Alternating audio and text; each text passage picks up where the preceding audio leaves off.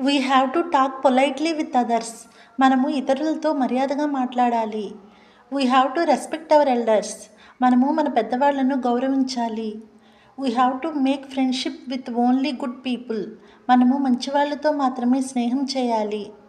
I have to right A letter to my friend. నేను నా స్నేహితునికి ఉత్తరం రాయాలి. When do I have to make him right. నేను అతనితో ఎప్పుడు వ్రాయించాలి.